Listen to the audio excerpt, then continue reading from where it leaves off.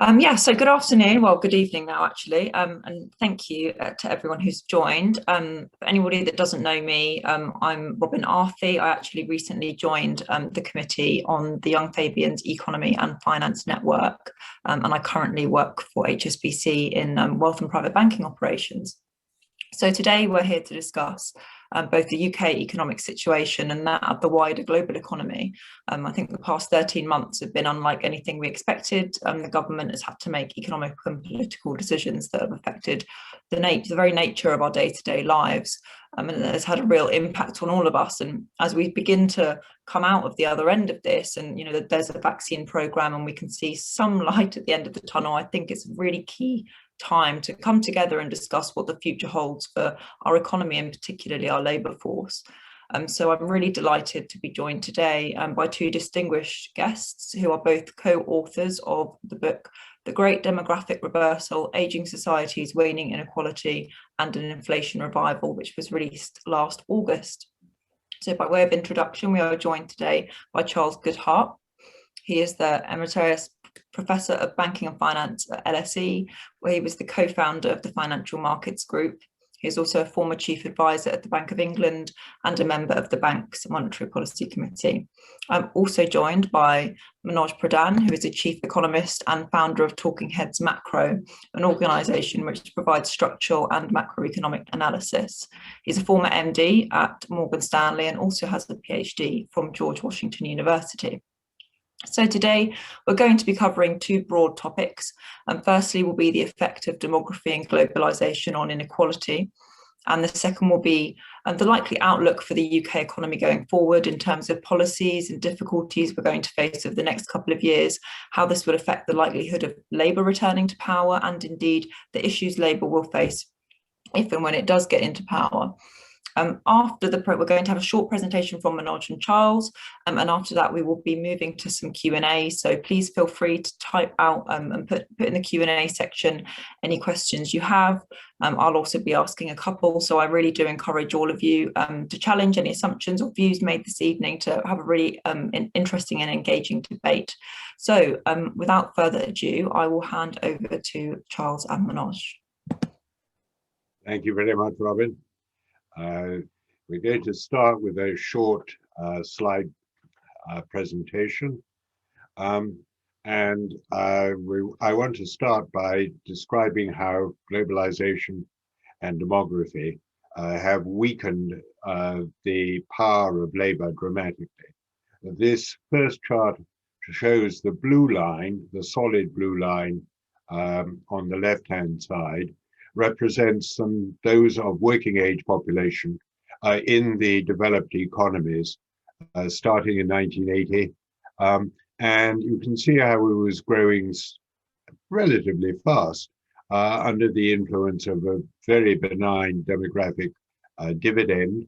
But this was dwarfed by the fact that China, the most populous country in the world, and also Eastern Europe, entered into the world's trading system during these years, and that is the yellow line.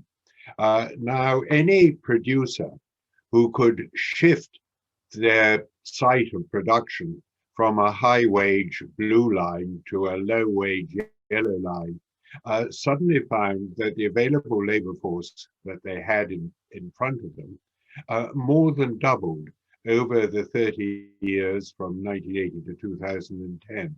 So the available labor force became the blue line plus the yellow line, where it had just been the blue line initially.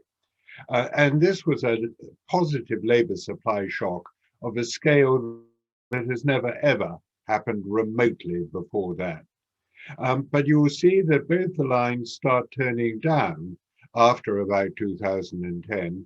Though note the dashed little blue line, which represents Africa, which Manoj will be talking about, India and Africa, which Manoj will be talking about later. And again, you can see the same on a yearly basis on the right-hand side. Now, the effect of globalization was strictly disinflationary for three reasons. First of all, it meant that production of a huge proportion of the world's manufactured goods shifted from a high wage to low wage economies, where with the addition of Western technology and managerial expertise, it meant that such manufactured products became a great deal cheaper.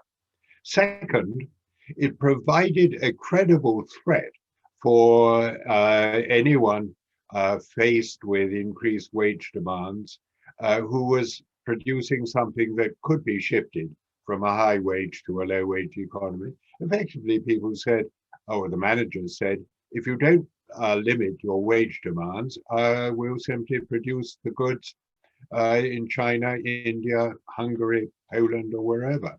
And that threat was credible. Third, it meant that in the developed economies, the workforce shifted very sharply from manufacturing into services. And labor is much better organized where they're working together in large groups in factories than when they are in small groups scattered around the world, or even self-employed like Uber drivers in London or baristas in Just Eat or wherever. And effectively, the power of labor became enormously weakened, and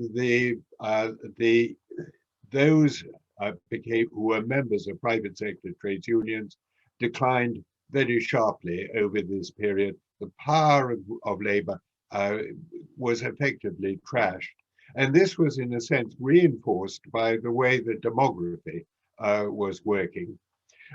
Because what was happening with the demographic factor was that the proportion of those who were dependent, the young, after the ending of the baby boom between 1945 and 1955, that meant that with the decline in the birth rate, the number of children went down, the number of young went down, and this preceded the increase in life expectancy and the increase in the number of retirees. So there was a considerable increase in the share of the population who were in the working age. And dependents who don't work are by definition inflationary, since they consume but they don't produce.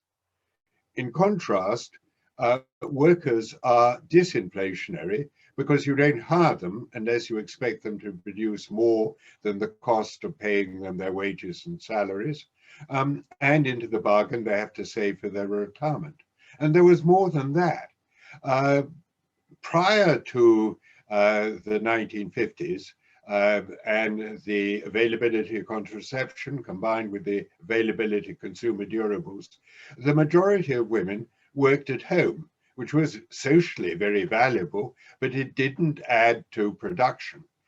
And during these years, really from 1950 until about the year 2000, the increase in the proportion of women of working age who actually joined the workforce and added to the production of goods and services rose dramatically. So it was not only that there was an increased share of those of working age in the total population, but the proportion of workers in the working age population increased dramatically, because half of those of working age population, i.e. the women who had previously been working at home, now very largely joined the ranks of the workers. And that meant that there was just a huge increase in labor supply during these years, and that the power of labor, when you get an enormous increase in supply, there's never been anything like it, the power of labor inevitably declined. This is, if you like, was basics of demand and supply. Moreover, the increase in globalization drastically, or not sharply, reduced world inequality. World inequality had been growing from the end of the 18th century, really until about the year 2000.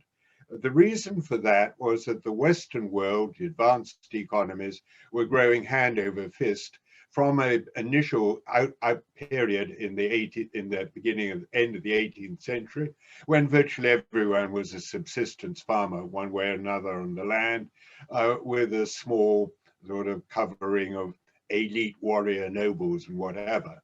Now that changed with the Industrial Revolution, but the Industrial Revolution only really brought about wealth and higher incomes than those of the developed advanced economies.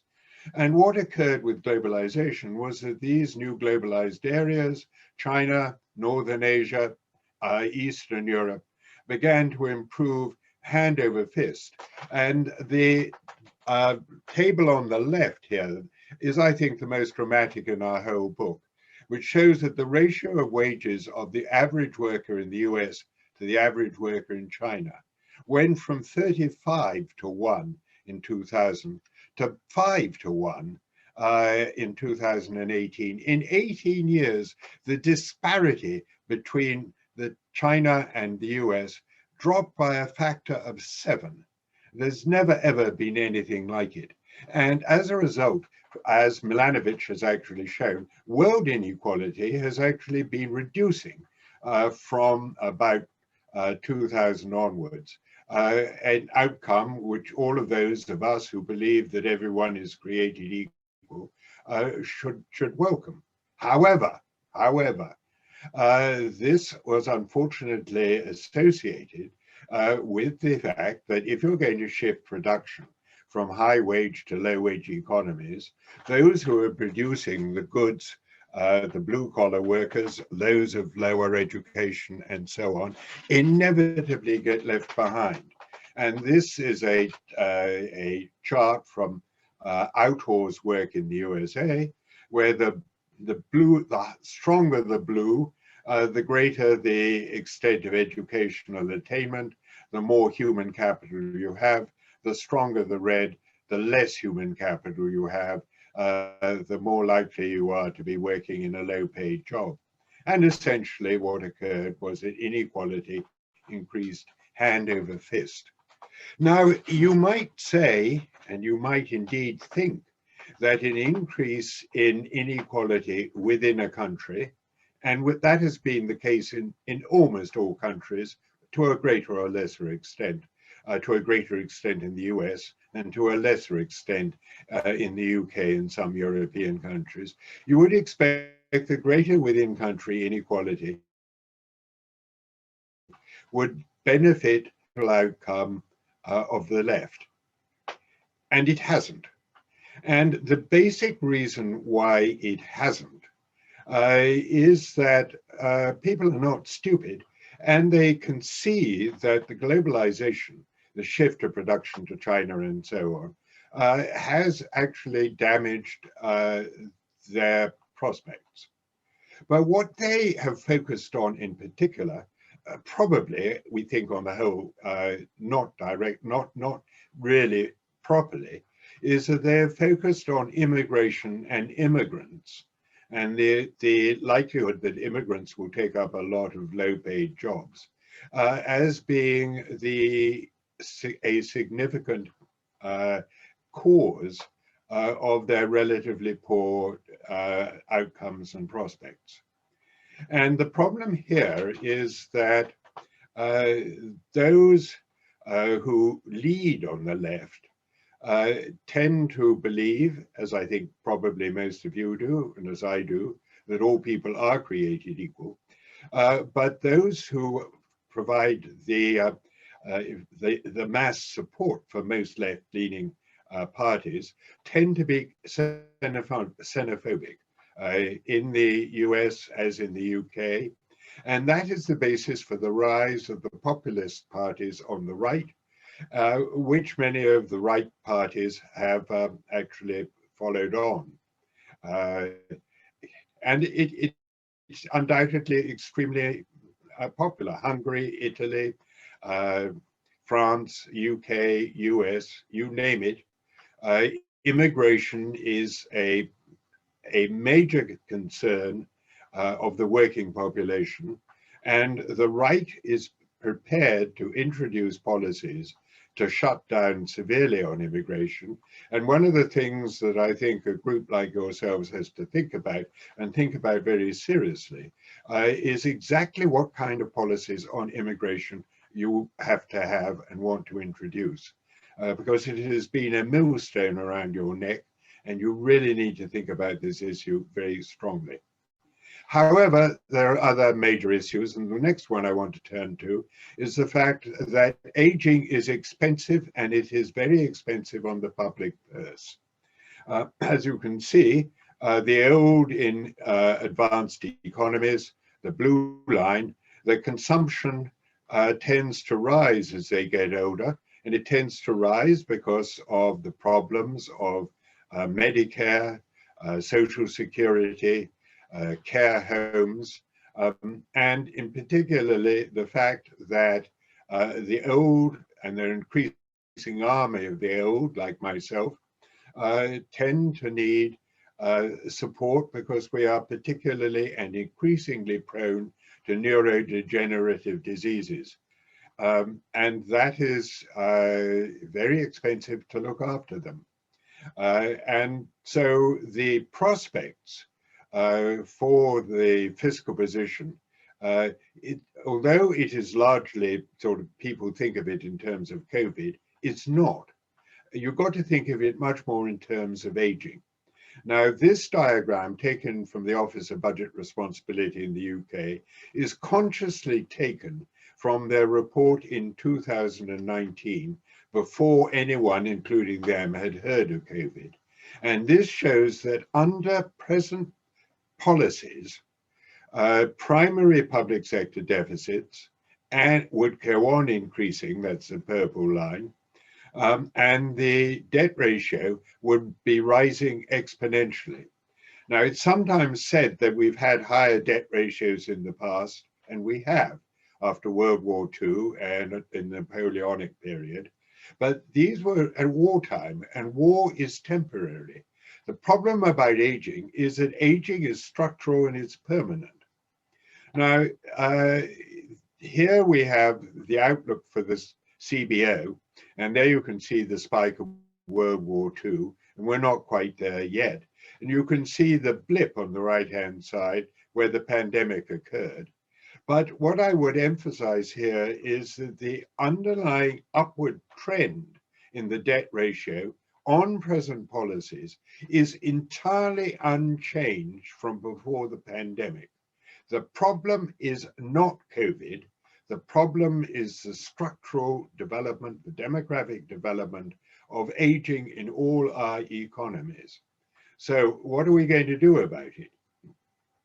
How are we going to get out of this rising debt ratio and continuing deficits? Now, the nicest way of dealing with debt is to grow out of it. The problem here, and I must emphasize this, is to say that we're going to be, we, the Labour, or we, any party, or we, anybody who claims that we have a wonderful key to growth, is just highly unlikely.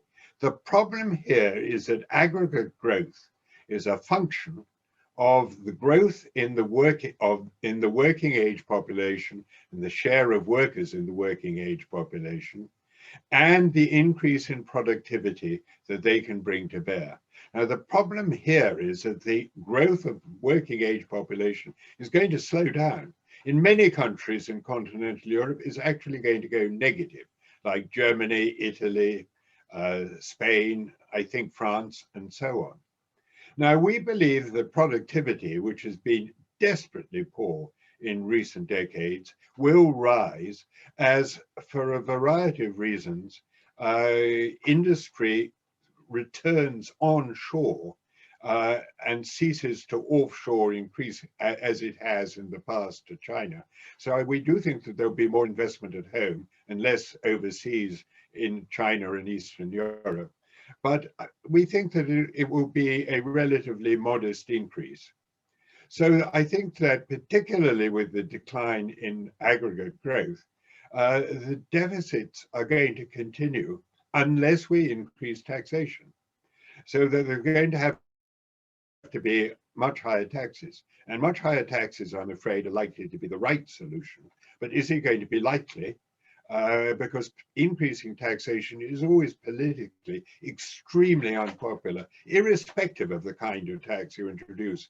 Remember that virtually every economist you'd like to name has always said that carbon taxation is a good idea, but Macron tried to introduce something along those lines, and remember the Gilets jaunes. Yes, we can all think of better forms of taxation. My particular proposal is a land tax, but I can tell you that introducing a land tax would be very difficult and extremely subject to enormous pushback for a whole series of reasons. So we think for political reasons, political economy reasons, that taxation is not likely to be sufficient. Raising interest rates when there is so much debt around, both public and private, will be a horribly hard sell and also might lead to recession and financial problems. So that we think that inflation is extremely unattractive, but may actually arise out of necessity because the other ways of dealing with the debt are likely to be introduced only to a small extent. One of the things we did not touch on in our book was climate change and the environmental focus. And again, remember that that is going to be extremely expensive in the next decade or two in order to bring climate change back under control.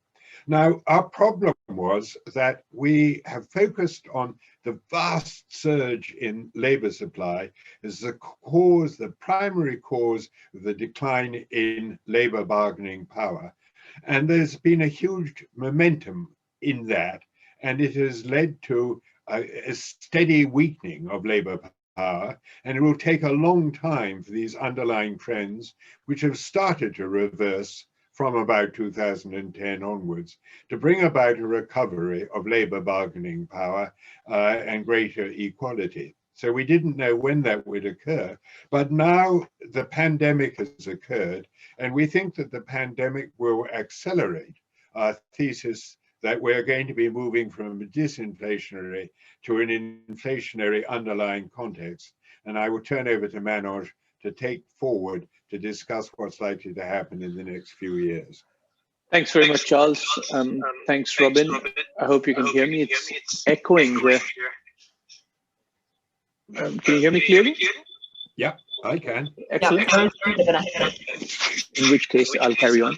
So the thesis that Charles put out, and he's absolutely right, is that the pandemic, we think, is going to accelerate the story a lot faster than we had in mind. At the moment, if you look at around the advanced economies, the two key indicators of inflation, the monetary aggregates and the slack in the economy, are both pointing in very different directions. Sorry, Mark. There's a lot of playback at the moment. I think maybe your headphones aren't plugged in. That's exactly what the problem was in my end. Can you hear me now? Yeah, and Charles, would you mind going on mute as well? I think. Can't really hear you very well. Sorry about this. It was working just fine when Charles was speaking. Are you okay? Now we can hear you fine. So if you look at this chart, what we're trying to show you is that monetary aggregates in the red line are at levels that we have seen before in the UK and in the euro area, but they're at extremely, extremely high levels. In the US and Japan, monetary aggregates have actually grown to levels that we have not seen for the last 30 or 35 years. At the moment, what's offsetting them is that the output gap, the slack in the economy, the vast amount of people who are unemployed are keeping growth and prices under control. But come 2022, because of this increase in spending that Charles spoke about, the dramatic changes that, Robyn, you mentioned in the very beginning over the last 13 months, these are going to allow the economy to come back online at a very rapid pace, and we think bring forward inflation just as the profile of debt is increased. Now, what's shocking over here is that even if you look at an institution like the IMF, in a blog that they put out just yesterday, the entire scope of discussion of debt is everything to do with what the pandemic has delivered. But what about the debt that Charles pointed out, which is going to rise exponentially beyond? No one is really discussing that, and I find that extremely disturbing, because that means a huge challenge that we've got facing us in the future is simply not being discussed. So with that in mind, I'm going to talk about a few things very briefly about why our thesis has been challenged. I won't get into much detail over here. We can always do that in the Q&A if you like, but in the interest of completeness, we wanted to tell you 5 things that people do point out that could limit our thesis. Number one, the rise of India and Africa. As Charles showed you in one of his charts, the dependency ratios or the availability of labor in both these parts of the world is going to be plentiful, which means, well, should we really care about what's happening to aging societies here in the West when there's so much labor in the other part of the world? Actually, yes. The reason being, you can't really swap labor easily because of the opposition to immigration. It's very difficult to think that you're going to be able to take a lot of capital from here, invest it in those economies, and they'll grow just like China did, because China was rather a unique economy in which the centralized system of production, a really unique system of guilds and transfer of knowledge is not something that's easily available. India has some of that.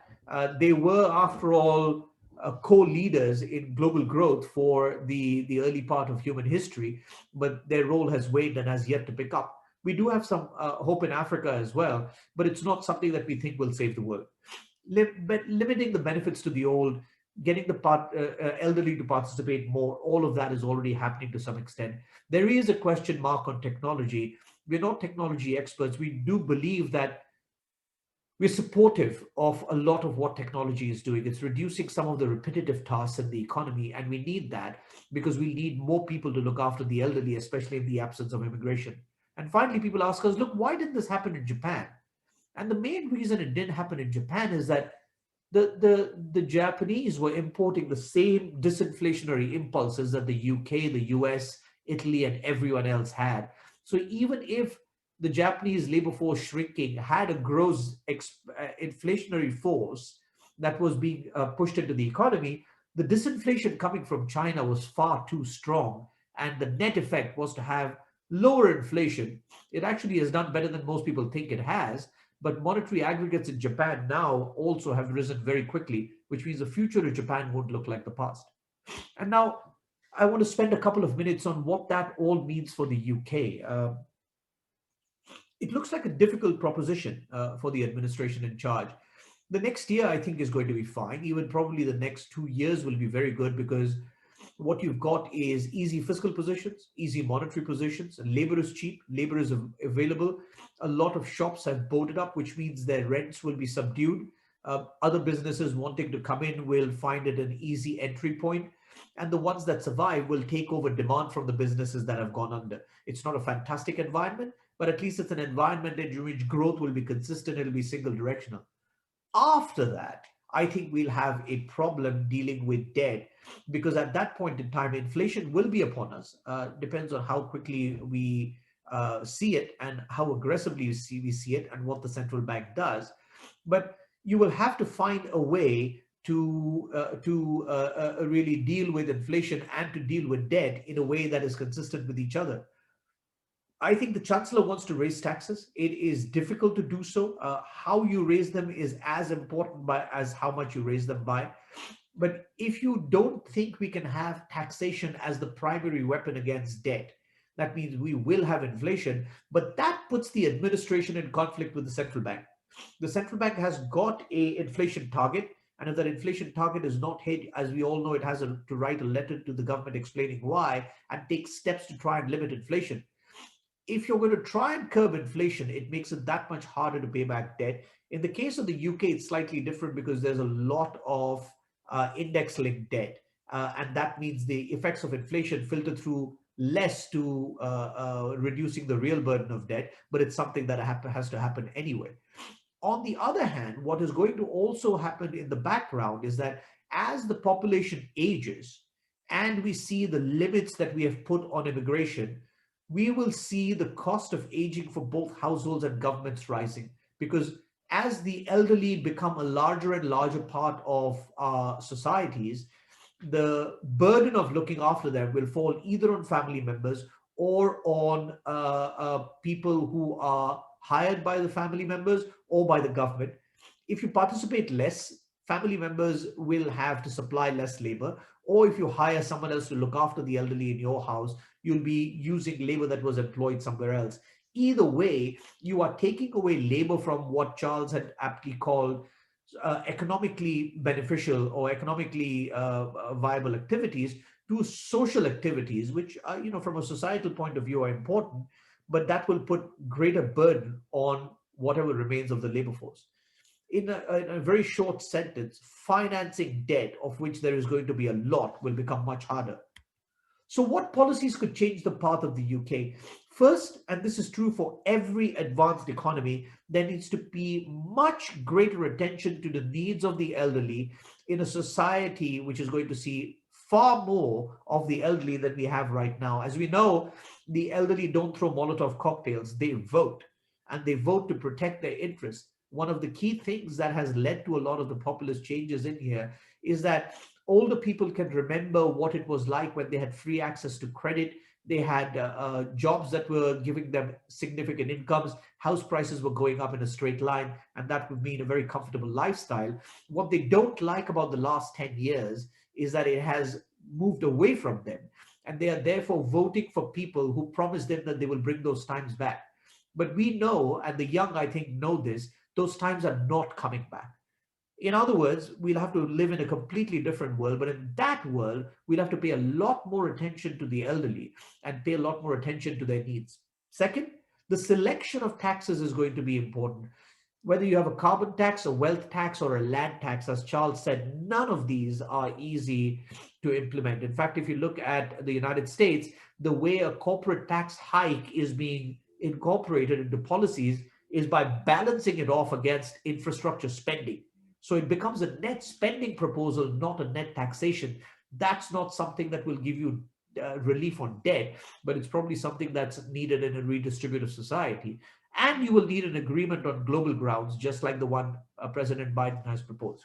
So there's a lot of groundwork to be done, but perhaps the most important change in mentality is a change in accepting a higher level of inflation. This is something that's hard to generate. You saw that the Chinese policy machine had a lot of trouble accepting a lower rate of growth. It's a mind change that has to take place, but without that, it's very difficult to think that some of the problems that we have in the future are going to be solved. So all that remains for me to do is conclude. 5 conclusions from our side. Number 1, we think inflation is coming. Monetary policy, if it remains easy, will become increasingly pro-cyclical. Yield curves will start to steepen. We are already seeing that in economies. In the last month, it hasn't happened, but broadly speaking, yield curves have been steepening. Asset returns will be harder to extract. The environmental, social, and governance implications of demography and inflation will be everywhere as far as the eye can see in the advanced economies. The good news is that we will see lower within-country inequality, but again, it's a tough story because it's happening against a backdrop of lower, not higher growth, as Charles explained. And the last bit of friction that we're going to see is that the central bank is going to come under increasing conflict with the administration because, as I've explained, the administration will have to allow higher inflation to solve some of its problems, but it's not clear that central banks will really like that strategy. So the cooperation of the last 30 or 35 years looks to be relegated to history, and now we're looking at a completely different regime. That's it from us. Robyn, I'll stop there and I'll turn it back over to you with apologies for my really rampant allergies, which I've absolutely failed to contain. No problem, it's that time of year. Thank you both, that was brilliant, really interesting. So I'll kick off with a question for myself and then we'll move into the chat. And it's particularly following on from some of the things you spoke about the elderly in our population. And I just wondered, particularly looking in terms of the UK and the way other countries have dealt with things, do you think that there's the sort of cultural, political and economic differences across countries are going to have an impact on how we treat our elderly populations? Particularly through COVID, we've seen different countries have different mentalities on how to protect and ring fence the elderly, particularly in care homes and things, as to what's viewed as sort of worth it in terms of policy making. And then sort of following on from that as well is, as we go forward, and as you say, we're going to need greater allocation of resources to elderly people. We've seen, particularly with Brexit, that there's been a reduction in carers because a lot of them are immigrants. And also a lot of these caring roles are generally quite badly paid. they're not roles that people would often choose to do. And I just wondered what you think about how sort of future governments can address that. I understand that you've discussed before using labour in forms of immigration, but is that right? Is the industry right in the sense of care? Particularly, I know you talked about in terms of technology, bringing in technology that means that people are now sort of released to go and work in the care system, but the care system's not great. Is it right to use cheap labour to do the worst jobs? And do you think the care system needs reforming? And if so, how to address that?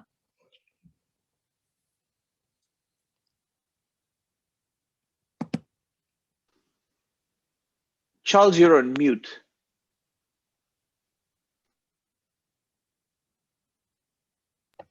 Okay, perhaps I might start.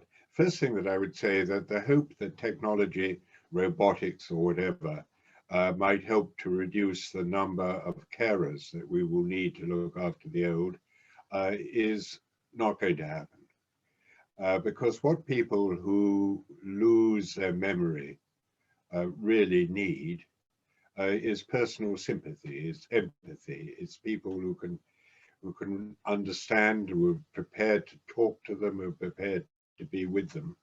And the empathy quotient of a robot is exactly 0. Now, there are things that sort of robotics can do, really rather simple things, like being able to help lift people out of beds into wheelchairs, into baths, out of baths, back into wheelchairs, and also sensors who can find out when clothes and beds are being wetted and so on. But it doesn't get around the need for individual personal support. There was a very interesting study in Japan, which has gone furthest on this.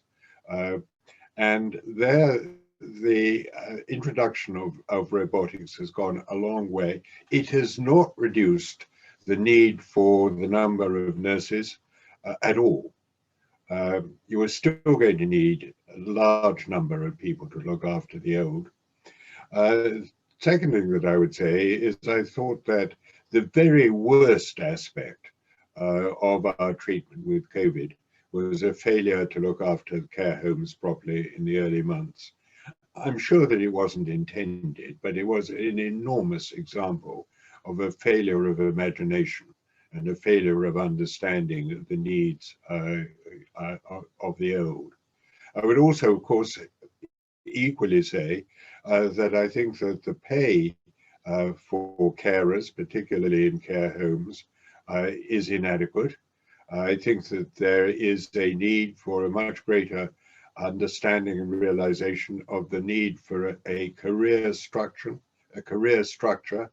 and a properly organized and understood appreciation of the work that carers do. And I think it will actually have to come.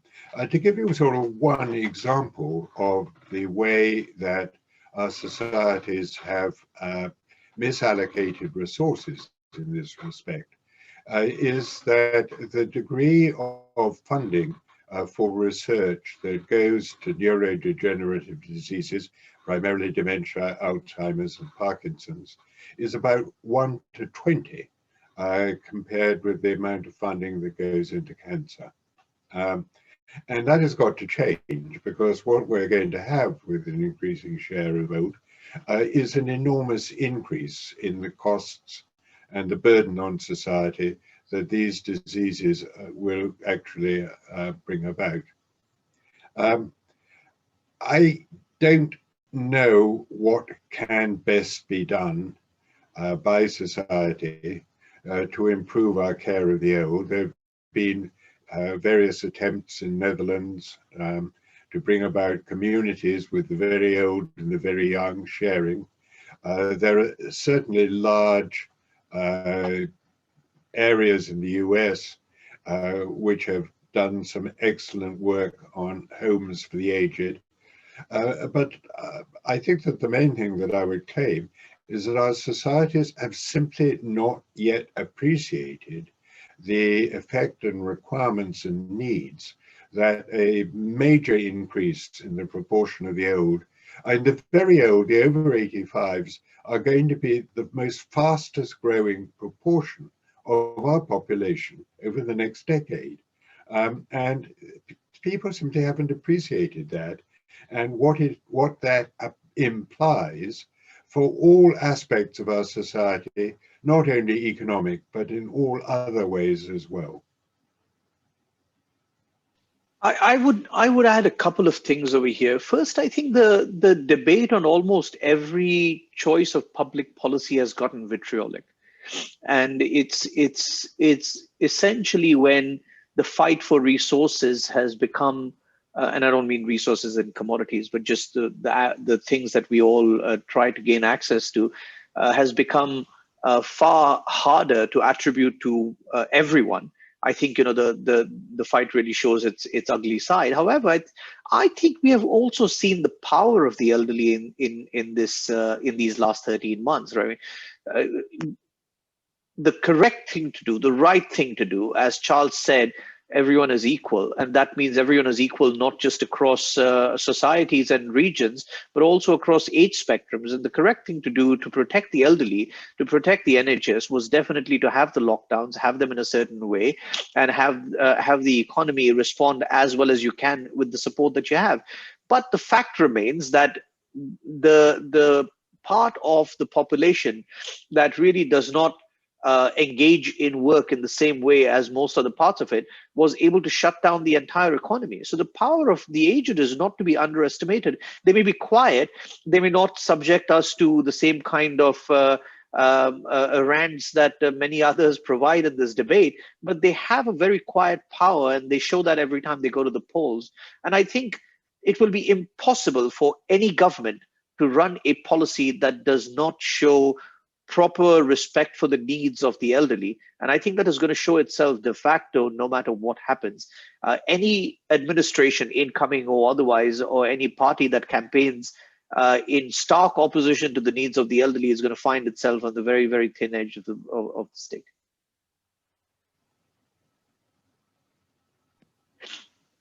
Thank you for that. So I'll move on to another question that's been sent into the question and answer chat, and that is from James Kennedy. And it says, the obstacle to rigorously defensible policy on immigration is the view of Charles Goodhart articulated, and one which we all try to hold, that people have equal rights. To follow that through, the only logical policy is removal of restrictions on immigrations. But people, I make no exception for myself, are selfish and therefore want to protect our privileges. It's ugly and deplorable, but do we need to start admitting it?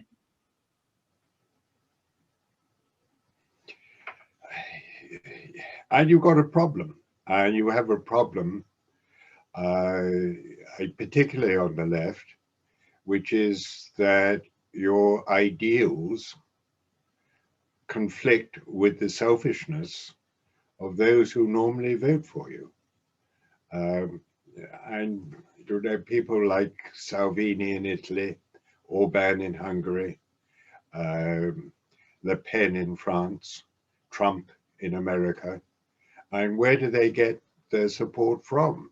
They very largely get their support from the old standard blue-collar working population, which used to vote en masse for a left-wing government, and shifted, largely because of immigration, violently to the right.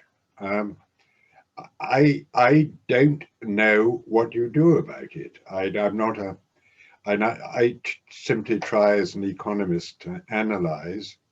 I think that this is a major political problem for the left, and I do not know how you can solve it. I wish you every luck. I think you've got a major problem. That's a key reason why the left has not regained power, despite the increase in within-country inequality that you otherwise would have expected. I can only echo what Charles is saying. It's an incredibly hard principle to reconcile with the reality that we have. Look, even in physical systems, if you've got different levels, liquids find their own level, right? Which is in an economic political system in which the standard of living in one economy is so much higher than the standard of living in another economy. If you open borders, you will overwhelm the labor force, you will overwhelm public resources, you will overwhelm almost all of the standard of living measures that you have over here. So even though you've got the right principles and the heart's in the right place, it has to be done in a meaningful way, which is not only economically palatable, but certainly politically palatable. One of the ways in which people have gotten around to these in an acceptable way is to have these point-based systems. And I don't know how that works within your principles, but I can tell you very clearly that over the next 20 or 30 years, the society that shuts its doors to lower quality, as they might call it, or lower skill, if you want to be a more economically minded labor supply, is going to find itself in a very, very, very difficult position when the needs of the elderly start becoming paramount. The problem is that, politically speaking, most of the solutions or so-called answers to these problems are only politically feasible after the problem has presented itself. So even though you can see it coming, I think Angela Merkel was very clear during the times of the European crisis. She says, look, I know what needs to be done, but I can't do it until the public realizes that it needs to be done, which means the crisis has to hit you first. And only then do you find solutions that we all think today, here, now, will be ones that will save the crisis from happening in the first place. It just won't be done. It's just very difficult to do. It's a tough ask. Great question, thank you. Okay, on to the next one from Jack. He's put, if we see significant inflation increase, how do you think the central banks will respond? Will they increase interest rates? And what will be the impact on the economy, especially for people with mortgages that can't afford an increase in monthly bills, for example? The first response will clearly be to reduce quantitative easing. And maybe even to allow some of the massive holdings of government debt to run off. Because of political and reputational reasons, the central bank will not sell government debt that it holds into the market, but it is much more likely to allow its existing holdings, when they mature, not to buy additional bonds of the same extent. Now, the implication of that is that the longer term interest rates will rise relative to short-term interest rates, and the yield curve will steepen. As Manoj actually said, that is one of our expectations, that the yield curve will steepen. In the UK, mortgage interest rates are almost entirely linked to short-term interest rates, variable rate mortgages. And that means that for the time being, mortgage holders are not likely to be that badly affected. The main effect of the steepening of yield curves will be on public sector payments on mortgage on debt interest, and some of the private sector, which needs to borrow at longer term, will find themselves in a much more difficult situation. We will see after QE starts to be tapered quite how the economy reacts to that. I think that it is unlikely, unless inflation really rises to eye-catching levels, for short-term official interest rates to rise over the next 2, perhaps even 3 years, but the yield curve will steepen. I'll add one very small thing in here. What was really interesting about these last 3 or 4 months is that for the first time, as far as I can remember, and Charles, please let me know if I'm mistaken, central banks like the Federal Reserve, the Reserve Bank of New Zealand, the Reserve Bank of Australia have almost been treated the way markets have normally treated emerging market central banks. In the past, you never had the audacious response that a market has shown, where a path for raising interest rates was priced into the market without the central bank suggesting it. as recently as a month ago, there were nearly 4 hikes priced into 2023, despite the message from the Federal Reserve that it was going to go only very gradually and so on and so forth. What the markets are telling us is that the pathway that these policies over the last 13 months have provided us is not as wide as central banks think they are. If inflation rises substantially, either central banks will have to do what markets want them to do, or markets will take matters into their own hands and raise interest rates through market forces. And we've seen that the results are not always very pretty in the case of emerging markets. Advanced economies have far more control for policymakers over financial markets, but even that, it's not absolute by any means. It can make things uncomfortable very quickly. Let me just reinforce one of the things that Manoj said earlier. For the next year, maybe even 2 years, governments in the developed economies, whichever they are, the current government, will appear to be doing fairly well, or very well, because the recovery from the pandemic looks to be going ahead really pretty fast, pretty strongly. So the economy will look stronger, people will get back into jobs, the inflation will rise, yes, possibly quite as much as 4 or 5% or so, but people will say that's a blip and purely the post-pandemic and it will come down. We don't think that it will come down all that much, so that the current incumbent governments, whoever they are, whether it's Biden or Boris Johnson or whatever, will have a sort of honeymoon for a year or two, and then life will start getting a lot more difficult, say in 2023 and 2024. Don't worry too much if Labour doesn't seem to be recovering in the polls all that much in the next year or two. The macroeconomic background is likely to be beneficent. Wait a few years and the problems will mount. Right, thank you for that. And there's another question I have from Jack as well, which is a sort of continuing on in terms of the financial markets. He says, we've seen the rise of Bitcoin as an inflation hedge due to its scarcity. Many corporations and banks at the moment are investing into it. Do you think that crypto assets are here to stay? And will greater adoption of Bitcoin and crypto assets mean that the power of governments and central banks, will it adjust their power over their currencies and policies, do you think? I don't think that Bitcoin will ever really take off as a currency. It's far too volatile, and it really is very, very volatile. I think it's an indication, its present price, of a speculative bubble. I'd be extremely scared if I bought Bitcoin at its present price that I'd lose my shirt very rapidly. I think that there is a lot of speculative bubbles because of the very low interest rates and the massively expansionary monetary policies. I think that it wasn't Bitcoin that really worried the central banks, it was Libra, which was now called DM.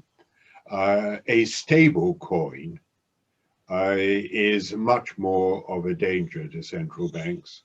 And I think central banks have reacted to the potential danger of Libra by bringing forward digital currencies of their own, which I think will arrive. They will be used. The problem with the central bank digital currencies is that they don't actually offer anything like as many services as a bank deposit does. If you've got a bank deposit, under most circumstances, you will be allowed a certain amount of an overdraft. If you're holding a digital currency with the central bank, you can't have an overdraft.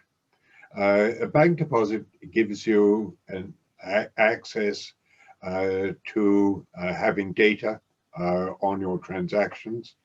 If you want them, you can bank online and find out where all your transactions are.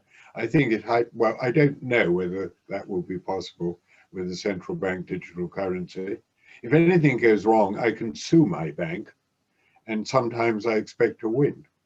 If anything goes wrong, along with central bank digital currency, my chances of suing the government successfully are virtually nil. And I would be just as worried about cyber attacks on a central bank CBDC as I would be as a cyber attack on my own bank.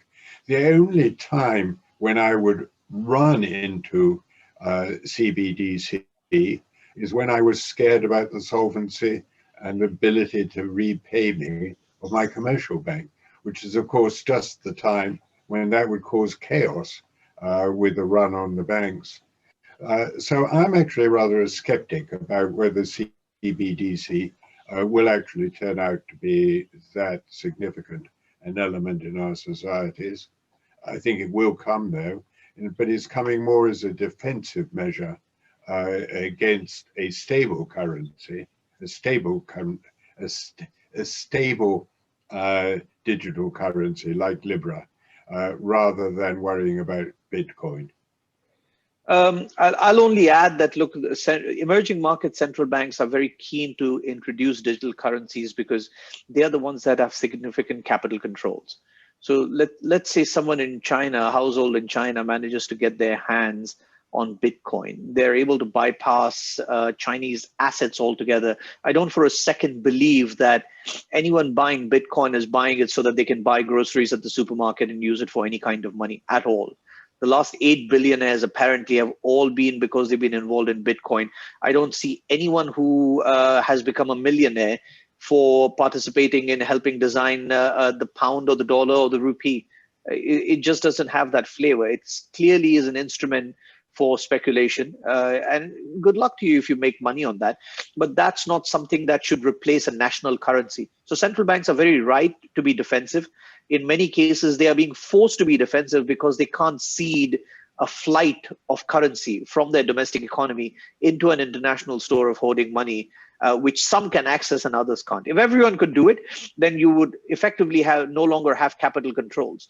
But the fact that capital controls are there and some can access a global digital currency and escape local repression, if you will, this is why central banks, at least in the emerging market space, are so proactive, and I think they will continue to be. Thank you. I'd say we're at time, actually, perfectly on time. So thank you very much for your succinct answers. It was really great having you, really, really interesting debate. And I'd just like to say thank you on behalf of the Young Fabians for joining me today. And I think that's about it. Well, thanks for having us. It was a pleasure. Thank you very much. We've enjoyed. Thank you. Bye. Take care. Bye. Bye-bye. Bye.